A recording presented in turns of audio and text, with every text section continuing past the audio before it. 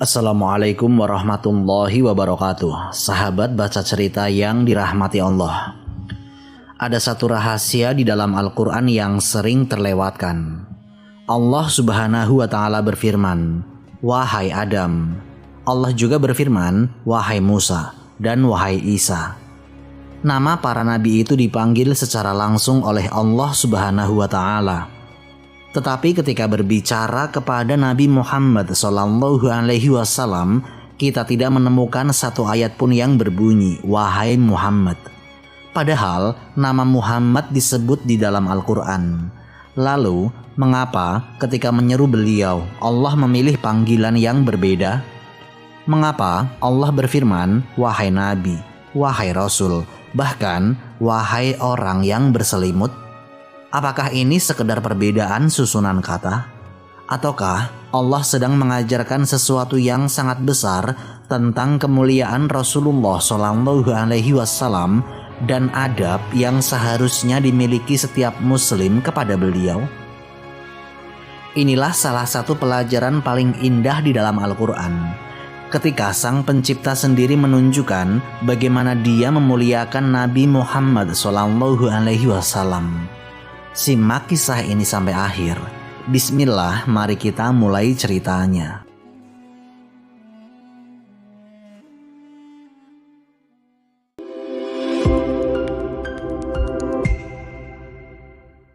Sebuah ayat yang membuat para ulama berhenti sejenak.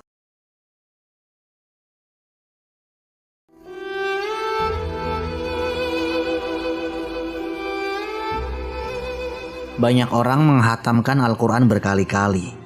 Ada yang membacanya setiap hari. Ada yang menghafalkannya. Bahkan ada yang mengajarkannya kepada orang lain. Namun, di antara sekian banyak ayat yang dibaca, terkadang ada hal-hal kecil yang justru menyimpan pelajaran besar. Salah satunya adalah cara Allah memanggil para nabinya. Cobalah kita membuka Al-Quran dan memperhatikan ayat demi ayat. Ketika Allah berbicara kepada Nabi Adam alaihissalam, Allah subhanahu wa ta'ala berfirman, "Wahai Adam." Ketika Allah berbicara kepada Nabi Nuh alaihissalam, Allah berfirman, "Wahai Nuh." Ketika Allah berbicara kepada Nabi Musa alaihissalam, Allah subhanahu wa ta'ala berfirman, "Wahai Musa." Dan ketika Allah berbicara kepada Nabi Isa alaihissalam, Allah berfirman, "Wahai Isa."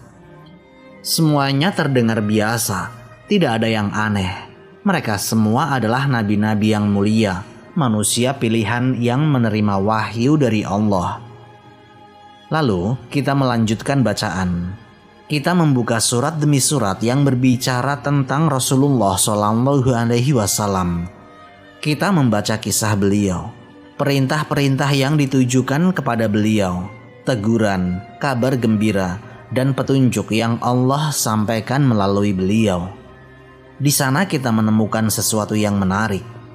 Nama Muhammad memang disebut di dalam Al-Quran. Allah subhanahu wa ta'ala berfirman, "Muhammad itu hanyalah seorang rasul. Sungguh telah berlalu sebelumnya beberapa rasul." Pada ayat yang lain Allah juga berfirman, "Dan beriman kepada apa yang diturunkan kepada Muhammad." Artinya, nama beliau disebut dengan jelas di dalam Al-Quran. Namun, ada satu hal yang tidak kita temukan. Tidak ada satu ayat pun ketika Allah menyeru beliau dengan kalimat, "Wahai Muhammad." Semakin diperhatikan, semakin terasa bahwa ini bukan sesuatu yang terjadi secara kebetulan. Karena Al-Quran adalah firman Allah yang paling sempurna. Tidak ada satu kata yang dipilih tanpa hikmah. Tidak ada susunan ayat yang terjadi tanpa ilmu dan kehendaknya. Maka para ulama tafsir pun memberikan perhatian terhadap masalah ini. Mereka melihat bahwa ada perbedaan yang nyata antara cara Allah menyeru para nabi terdahulu dan cara Allah menyeru kepada Rasulullah SAW. Pertanyaannya kemudian menjadi sangat menarik. Mengapa pola itu berubah ketika sampai kepada Rasulullah? Mengapa nama para nabi yang lain disebut ketika mereka dipanggil, sedangkan kepada Rasulullah SAW tidak ditemukan seruan seperti itu? Apakah ini sekedar perbedaan ungkapan? Ataukah Allah sedang menunjukkan sesuatu tentang kemuliaan Rasul-Nya yang tidak boleh dilewatkan oleh orang-orang beriman? Untuk menjawab pertanyaan itu, kita perlu menelusuri terlebih dahulu satu persatu ayat yang memperlihatkan bagaimana Allah berbicara kepada para nabi sebelum Rasulullah SAW. Di sanalah kita akan melihat sebuah pola yang sangat jelas, dan dari pola itulah rahasia ini mulai terbuka.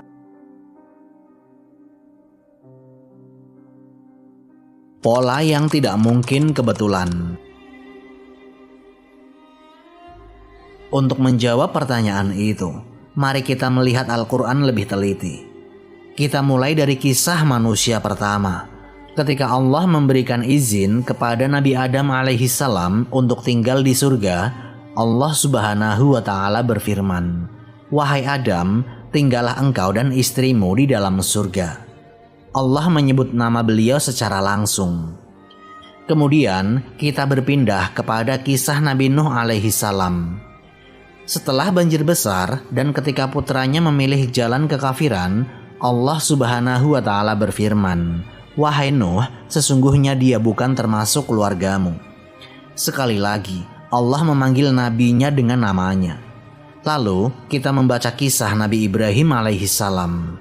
Ketika beliau telah berhasil menjalankan ujian yang sangat berat, Allah Subhanahu wa Ta'ala berfirman, "Wahai Ibrahim, sungguh engkau telah membenarkan mimpi itu." Nama beliau disebut secara langsung. Kemudian kita sampai kepada kisah Nabi Musa alaihissalam. Di lembah yang suci, ketika beliau melihat api dan mendatanginya, Allah Subhanahu wa Ta'ala berfirman, "Wahai Musa, sesungguhnya aku adalah Tuhanmu, maka lepaskanlah kedua sandalmu." Begitu pula kepada Nabi Isa alaihissalam, Allah Subhanahu wa Ta'ala berfirman, "Wahai Isa, sesungguhnya aku akan mewafatkanmu dan mengangkatmu kepadaku." Kalau ayat-ayat ini dibaca satu persatu, mungkin kita belum melihat sesuatu yang istimewa. Tetapi ketika semuanya dikumpulkan, sebuah pola mulai tampak. Nabi Adam dipanggil dengan namanya, Nabi Nuh dipanggil dengan namanya, Nabi Ibrahim dipanggil dengan namanya, Nabi Musa dipanggil dengan namanya, Nabi Isa dipanggil dengan namanya. Mereka semua adalah nabi-nabi yang sangat mulia. Mereka adalah manusia pilihan, penerima wahyu, dan hamba-hamba Allah yang memiliki kedudukan tinggi. Karena itu, panggilan dengan nama sama sekali tidak mengurangi kemuliaan mereka. Namun, setelah melihat pola ini, kita kembali membuka ayat-ayat yang berbicara kepada Rasulullah SAW. Lalu, kita mencari, adakah ayat yang berbunyi, "Wahai Muhammad"? Kita mencari lagi dalam surat yang lain. Tetap tidak ada. Nama Muhammad memang disebut di dalam Al-Quran, tetapi bukan dalam bentuk seruan langsung dari Allah kepada beliau. Disinilah letak perbedaannya. Semakin banyak ayat yang kita baca, semakin jelas bahwa ini bukan kebetulan. Ada pola yang sengaja Allah tunjukkan di dalam Al-Quran. Para nabi terdahulu dipanggil dengan nama mereka ketika diseru oleh Allah. Sedangkan Rasulullah SAW tidak. Lalu bagaimana Allah memanggil Rasulullah? Ternyata panggilan yang Allah pilih untuk beliau justru menunjukkan penghormatan yang sangat khusus, yang tidak ditemukan pada cara Allah menyeru para nabi sebelumnya. Panggilan yang penuh penghormatan. Setelah melihat pola itu, pertanyaan kita sekarang adalah, jika Allah tidak menyeru Rasulullah dengan kalimat "Wahai Muhammad", lalu bagaimana Allah memanggil beliau? Jawabannya ada banyak di ayat Al-Quran. Ketika Allah memberikan petunjuk kepada beliau tentang tugas membimbing umat, Allah Subhanahu wa Ta'ala berfirman, "Wahai Nabi." Ketika Allah memerintahkan beliau untuk menyampaikan risalah dengan sempurna, Allah berfirman, "Wahai Rasul, sampaikanlah apa yang diturunkan kepadamu dari Tuhanmu." Bukan sekali atau dua kali, panggilan seperti ini berulang di banyak tempat dalam ayat Al-Quran. Kemudian ada panggilan lain yang lebih menarik. Pada permulaan turunnya wahyu, Rasulullah Shallallahu Alaihi Wasallam mengalami peristiwa yang sangat besar. Ketika berada di Gua Hiro, malaikat Jibril datang dan memerintahkan beliau membaca. Setelah pertemuan itu, Rasulullah pulang dalam keadaan takut dan tubuh beliau menggigil. Beliau masuk menemui Sayyidah Khadijah radhiyallahu anha dan berkata, "Selimuti aku, selimuti aku." Peristiwa ini diriwayatkan dalam hadis sahih yang panjang. Setelah beliau diselimuti hingga rasa takutnya mereda, turunlah firman Allah, "Wahai orang yang berselimut, bangunlah, lalu berilah peringatan." Perhatikan ayat ini. Allah tidak berfirman, "Wahai Muhammad, bangunlah." Allah justru memanggil beliau dengan keadaan beliau saat itu, "Wahai orang yang berselimut." Begitu pula pada awal surat Al-Mudaththir, "Wahai orang yang berkemul." Lalu Allah memerintahkan beliau untuk bangkit dan memulai tugas dakwah yang besar. Semakin diperhatikan, semakin tampak bahwa panggilan-panggilan kepada Rasulullah selalu mengandung penghormatan. Kadang Allah memanggil beliau dengan kedudukan beliau sebagai nabi, kadang dengan kedudukan beliau sebagai rasul, dan kadang Allah memanggil beliau dengan keadaan yang sedang beliau alami. Para ulama tafsir memberikan perhatian khusus terhadap hal ini. Di antaranya Imam Al-Qurtubi rahimahullah. Beliau menjelaskan bahwa meninggalkan panggilan nama secara langsung dan menggantinya dengan sifat-sifat yang mulia termasuk bentuk penghormatan dan pemuliaan Allah kepada Rasulullah Shallallahu Alaihi Wasallam. Karena itu, ketika seorang muslim membaca ayat-ayat ini, ia sebenarnya sedang menyaksikan sesuatu yang sangat istimewa. Al-Quran tidak hanya menyampaikan hukum dan kisah, Al-Quran juga mengajarkan adab. Allah sendiri memperlihatkan bagaimana Allah memuliakan Rasul-Nya ketika berbicara kepada beliau. Lalu muncul pertanyaan berikutnya. Jika Allah yang Maha Agung memanggil Rasulullah dengan penuh penghormatan, bagaimana seharusnya kaum beriman memanggil dan menyebut nama beliau? Ternyata ayat Al-Quran tidak membiarkan pertanyaan itu tanpa jawaban. Allah mengajarkan adab kepada umat. Setelah Al-Quran menunjukkan bagaimana Allah memuliakan Rasulullah, Al-Quran juga mengajarkan bagaimana kaum beriman harus bersikap kepada beliau. Allah Subhanahu wa Ta'ala berfirman, "Janganlah kamu jadikan panggilan Rasul di antara kamu seperti panggilan sebagian kamu kepada sebagian yang lain." Quran Surat An-Nur ayat 63. Ayat ini bukan turun tanpa sebab. Pada masa Rasulullah, ada orang-orang yang memanggil beliau sebagaimana mereka memanggil sesama manusia. Sebagian mengatakan, "Wahai Muhammad," atau memanggil beliau dari kejauhan sebagaimana memanggil orang biasa. Lalu Allah mengajarkan adab kepada kaum beriman. Para ulama tafsir dari kalangan salaf, di antaranya Ibnu Abbas radhiyallahu anhuma, menjelaskan bahwa kaum muslimin diperintahkan untuk memuliakan Rasulullah Shallallahu Alaihi Wasallam dalam cara memanggil dan berbicara kepada beliau. Mereka tidak menjadikan beliau seperti orang biasa. Karena itulah para sahabat sangat menjaga adab mereka. Lihatlah apa yang terjadi setelah turun surat Al-Hujurat.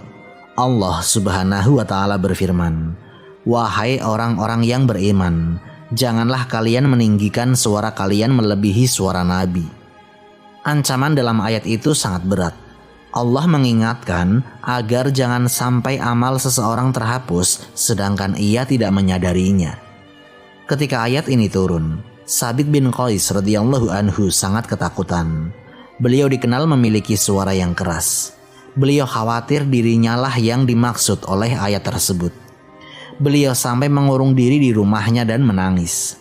Ketika Rasulullah menanyakan keadaannya, para sahabat mendatanginya. Sabit berkata bahwa dirinya takut termasuk orang yang amalnya terhapus karena suaranya lebih keras daripada suara Nabi. Berita itu disampaikan kepada Rasulullah. Lalu Rasulullah bersabda bahwa Sabit bukan termasuk ahli neraka, bahkan beliau termasuk penghuni surga.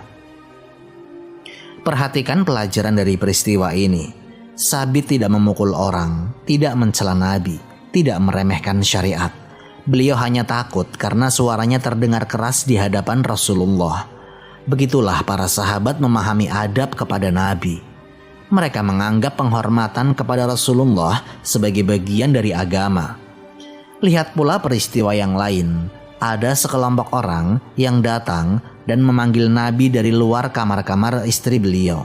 Maka turun firman Allah. Sesungguhnya orang-orang yang memanggilmu dari luar kamar-kamar itu, kebanyakan mereka tidak mengerti. Quran Surat Al-Hujurat ayat 4. Mengapa Al-Quran sampai mengatur hal-hal seperti ini? Karena Rasulullah SAW bukanlah orang biasa. Beliau adalah utusan Allah, penutup para nabi, dan perantara sampainya wahyu kepada umat manusia. Karena itulah para sahabat terbiasa menyebut beliau dengan penuh penghormatan. Rasulullah SAW, Nabiullah, dan Nabi Muhammad SAW. Bukan karena beliau membutuhkan penghormatan dari manusia. Kedudukan beliau sudah dimuliakan oleh Allah Subhanahu wa Ta'ala. Tetapi kitalah yang membutuhkan adab itu. Sebab cara seorang memandang Rasulullah akan mempengaruhi cara ia memandang agama yang beliau bawa. Dan disinilah pelajaran besarnya. Jika para sahabat yang hidup bersama Nabi saja sangat berhati-hati dalam berbicara dan memanggil beliau, lalu bagaimana dengan kita yang hidup berabad-abad setelah beliau? Bagaimana seharusnya kita menunjukkan cinta dan penghormatan kepada Rasulullah SAW hari ini? Pelajaran untuk setiap muslim. Kisah tentang cara Allah memanggil Rasulullah SAW bukan sekedar pembahasan bahasa di dalam Al-Quran. Ada pelajaran yang harus dibawa dalam kehidupan setiap muslim. Coba kita renungkan, bagaimana kita mengenal tata cara sholat? Bagaimana kita mengetahui jumlah rakaat sholat subuh, zuhur, asar, maghrib, dan isya? Bagaimana kita mengetahui cara puasa, zakat, dan haji? Bagaimana kita mengenal halal dan haram? Jawabannya satu. Semua itu sampai kepada kita melalui Rasulullah SAW. Allah memang menurunkan Al-Quran, tetapi yang menjelaskan, mengajarkan, dan mencontohkan isi Al-Quran kepada manusia adalah Rasulullah SAW.